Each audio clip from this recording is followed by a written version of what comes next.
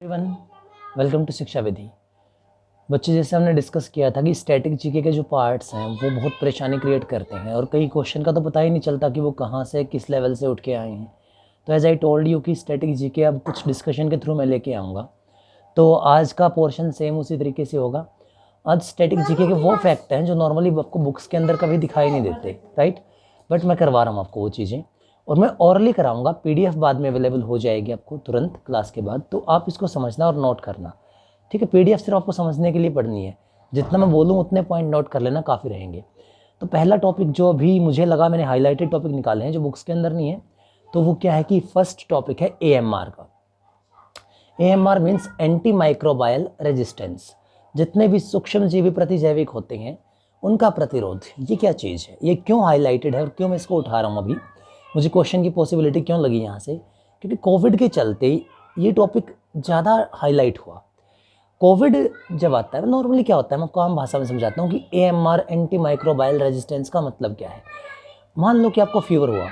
Fever होने के कई सारे रीजन है। फीवर बैक्टीरिया से भी हो सकता है, फीवर फंगल से भी हो सकता है, ये वायरल भी हो सकता है। सपोज करते हैं कि आपको बैक्टीरिया से फीवर बन गया या कोई और अलग डिजीज़ बन गई बैक्टीरिया से, आपने उसको लेके एक एंटीबायोटिक ले ली, मेडिसिन ले ली, उसने इफेक्ट किया, बैक्टीरिया थोड़ा सा दब गया, आपने प्रॉपर ट्रीटमेंट नहीं लिया तो बैक्टीरिया पूरी तरह से ख़त्म नहीं हुआ। कुछ टाइम बाद वो बैक्टीरिया फिर से उभरा, आपने फिर से मेडिसिन ली, फिर थोड़ा सा उसका इफेक्ट कम हो गया, आपने फिर प्रॉपर ट्रीटमेंट नहीं लिया। तो जब थर्ड टाइम बैक्टीरिया उभरेगा तो जो मेडिसिन आप ले रहे हैं उस मेडिसिन के अगेंस्ट वो बैक्टीरिया एक रेजिस्टेंस डेवलप कर चुका होगा, और इस बार किसी भी मेडिसिन का, मतलब उस पार्टिकुलर एंटीबायोटिक्स का उस बैक्टीरिया के ऊपर कोई इम्पैक्ट नहीं होगा, आपको मेडिसिन चेंज करके लेनी पड़ेगी। तो ये जो रेजिस्टेंस डेवलप किया, this is known as AMR, antimicrobial resistance. किसी भी सूक्ष्मजीवी का किसी पार्टिकुलर मेडिसिन के खिलाफ एक रेजिस्टेंस डेवलप कर लेना, दैट इज एएमआर। तो कोविड के चलते ये कंसर्न बहुत ज़्यादा उठा, क्योंकि कोविड लंग्स इन्फेक्शन की एक बीमारी है। अब जिनको लंग्स इन्फेक्शन हुआ कोविड के चलते, कोविड से बचाने के लिए उनको अलग अलग मेडिसिन दी गई। अब उनका इम्पैक्ट क्या हुआ कि जो बाकी बैक्टीरिया थे उनके ऊपर उन मेडिसिन का इम्पैक्ट होना कम हो गया और बाकी डिजीज भी उभरने लगे इस चीज़ से। इसलिए ये एक अच्छा कंसर्न है और इससे क्वेश्चन बनने की पूरी पॉसिबिलिटी है। होपफुली एएमआर क्या है ये आपको क्लियर हुआ होगा। तो पहला क्वेश्चन ये बनता है कि जो भी सूक्ष्म जीवी हैं, जितने माइक्रोबायल हैं जिन्होंने रेजिस्टेंस डेवलप कर लिया है, they are known as super bug. अगर एग्जाम में कोई आपसे ये पूछता है व्हाट इज सुपर बग, तो आप क्या कहेंगे, any kind of micro organism that has developed resistance against any medicine. किसी भी दवाई के खिलाफ प्रतिरोध डेवलप करने वाले सूक्ष्म जीवी को हम सुपर बग कहते हैं, पहली चीज। दूसरी चीज, ये सुपर बग बनते क्यों हैं या फिर एएमआर होता क्यों है, तो बड़ा सिंपल है। अगर आपने मेडिसिन का प्रॉपर यूज नहीं किया है, ओवरडोज कर लिया है, अंडर यूज कर लिया है, ओपन मेडिसिन यूज कर ली है, तो ठीक है। अच्छी क्वालिटी की मेडिसिन यूज नहीं की है, एनिमल हस्बेंड्री इसका एक रीजन बन सकता है। और इन्फेक्शन को रोकने के लिए जो कमियां होती हैं वो भी एक बड़ा रीजन बनता है। तो WHO ने कंसर्न किया और WHO ने 3 चीज़ें हमें कही कि मेडिसिन अब 3 लेवल पर रखी जाएंगी। लेवल 1 ऐसी मेडिसिन जो हर टाइम अवेलेबल होंगी, नॉर्मल। लेवल 2 वो मेडिसिन जो इमरजेंसी कंडीशन में दी जाएंगी। लेवल 3 वो मेडिसिन जो प्रिजर्व करके रखी जाएंगी और जब तक एंड कंडीशन ना आ जाए उनको तब तक बाहर नहीं निकाला जाएगा। ऐसा क्यों किया WHO ने, क्योंकि एएमआर का डेवलप होना हेल्थ के लिए तो एक खतरा था ही था, डेवलपमेंट और सर्जरी के लिए भी एक बड़ा डेंजर बन रहा था, ठीक है। इसलिए ये किया। इंडिया के अंदर पूछ सकते हैं कि क्या सिचुएशन है। 2017 में इंडिया में रिसर्च हुई, एम्स के द्वारा करवाई गई थी, तब ये पता चला कि इंडिया के अंदर जो डाटा सैंपल इकट्ठे किए गए उनमें 66% को एएमआर की कंडीशन मिली। और भारत में जो एएमआर है ये मेनली जो हमारा डाइजेस्टिव ट्रैक्ट, आहार नाल होती है, इसके अंदर मिलता है। यहाँ का बैक्टीरिया ज़्यादा स्ट्रॉन्ग है, यहाँ देखने को मिलता है। तो इससे रिलेटेड आप पूरा देख लेना एक बार, मैं पीडीएफ सेंड कर दूंगा। बाकी जितना मैंने बताया ध्यान उतना ही रखना है। सेकंड, प्लाज्मा बैंक, ये भी कोविड से जुड़ा हुआ है।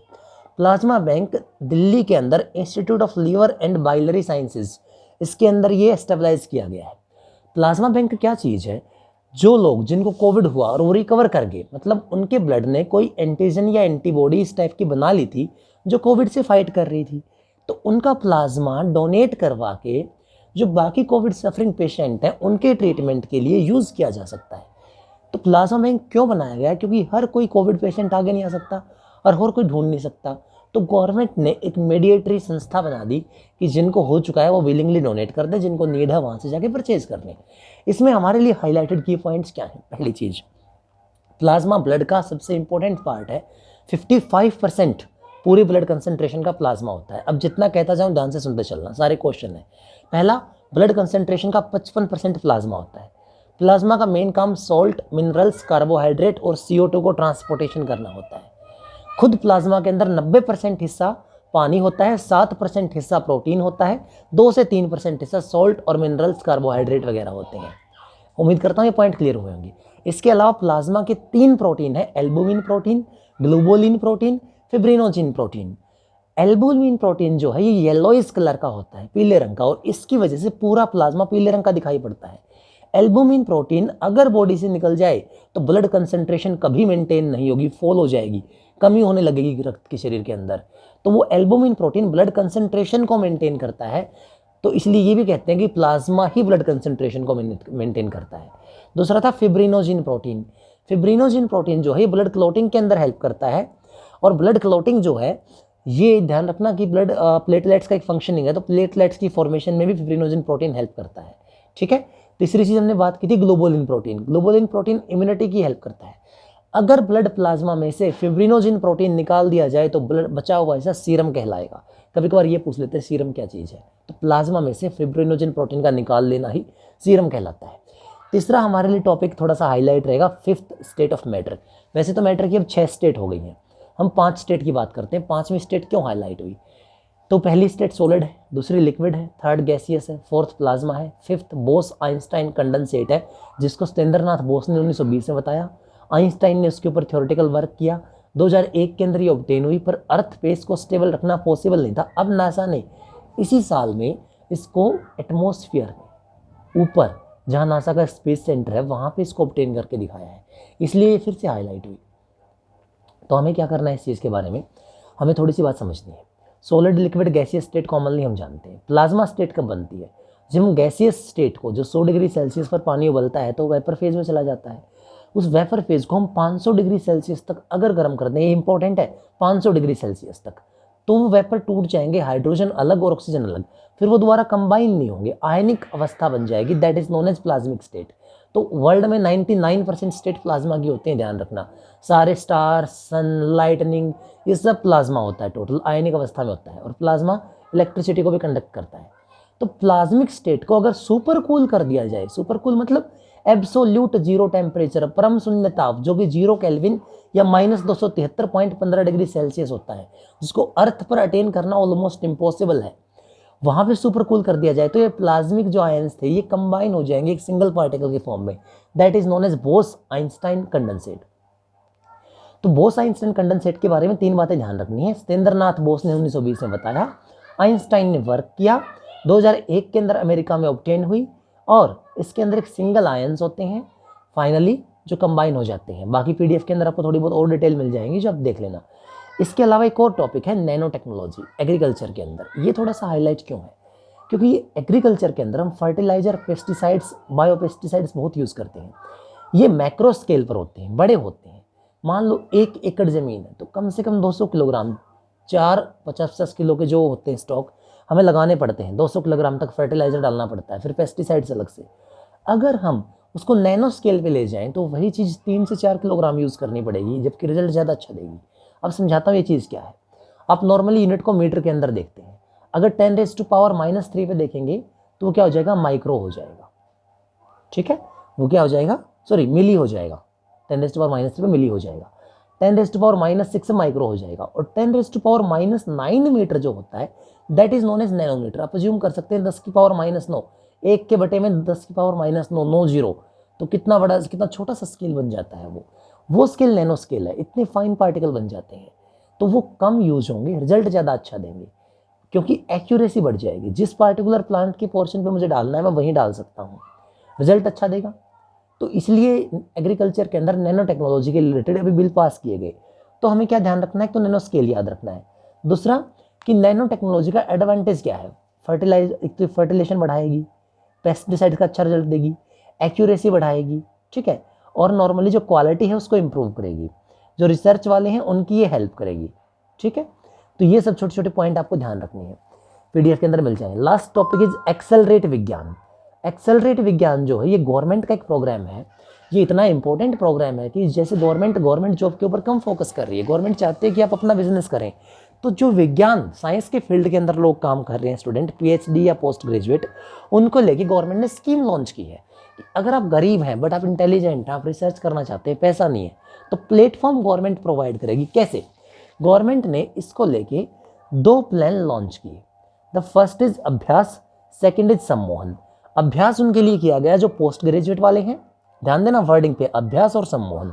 अभ्यास उनके लिए जो पोस्ट ग्रेजुएट वाले हैं या पीएचडी वाले हैं। अभ्यास के अंदर गवर्नमेंट ने 2 चीजें लॉन्च की, वर्कशॉप यानी कार्यशाला और वृत्तिका।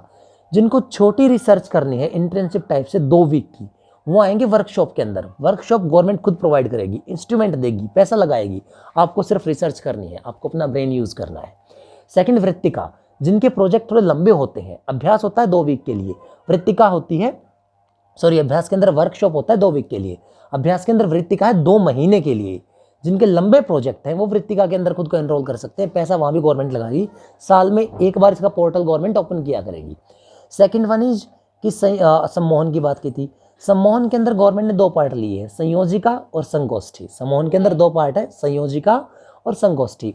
संयोजिका के अंदर गवर्नमेंट प्लान कर रही है कि रिसर्च को, जो इंडिया लेवल पे अलग अलग साइंटिफिक रिसर्च चल रही है, उनको एक लेवल पे एक जगह पे इकट्ठा किया जाए ताकि प्रॉपर यूज हो सके। संगोष्ठी के अंदर गवर्नमेंट मेनली बाकी लोगों को भी प्रोत्साहित करेगी, वो इकोनॉमिकली सपोर्ट करें, प्राइवेट सेक्टर को ये करेगी कि वो पैसा इन्वेस्ट करे इसके अंदर, ठीक है। और इसका फायदा क्या होगा कि गवर्नमेंट इसके अंदर जो इंटरनेशनल लेवल है वहाँ तक भी चीज़ों को मैच करवाने की कोशिश कर रही है। जैसे नॉर्मल बड़ी सिंपल सी बात है, अभी हम ऑक्सफोर्ड जेनेका देखते हैं, एस्ट्राजेनेका से जो वैक्सीन बनाई हमने, कोविड शील्ड में ऑक्सफोर्ड का भी हाथ है और भारतीय सीरम इंस्टीट्यूट ऑफ इंडिया का भी रोल है, ठीक है। तो दोनों ने मिलके एक फॉर्मूले के ऊपर वर्क किया और वो सफल हो गया, क्योंकि साइंस का रिसर्च एक लेवल के ऊपर आया, तो उसके ऊपर गवर्नमेंट ये पूरा वर्क कर रही है। दैट इज वृत्तिका, सम्मोहन, अभ्यास और पूरा जो वर्कशॉप है, संगोष्ठी है, ये इसके ऊपर केंद्रित है। इस पूरे प्रोग्राम को गवर्नमेंट ने एक्सेलरेट विज्ञान के नाम से दिया है। स्कॉलरशिप देना है, पैसा लगाना है, इंस्ट्रूमेंट प्लेस प्रोवाइड करने हैं, ये सब। तो पूरी पीडीएफ के अंदर आपको डिटेल्ड मिलेगी। बताया जितना मैंने उतना फोकस करना, डिटेल ज़्यादा मिल जाएगी, रीड कर लेना बेटा। नेक्स्ट वीडियो जल्दी अपलोड करूंगा स्टैटिक जीके की कुछ ऐसे पार्ट के साथ जो यहाँ पे नहीं मिलते। उम्मीद करता हूँ ये समझ में आया होगा। शेयर करना, चैनल को सब्सक्राइब करना मत भूलना, और अच्छे लगे तो लाइक कर देना वीडियो को, ठीक है।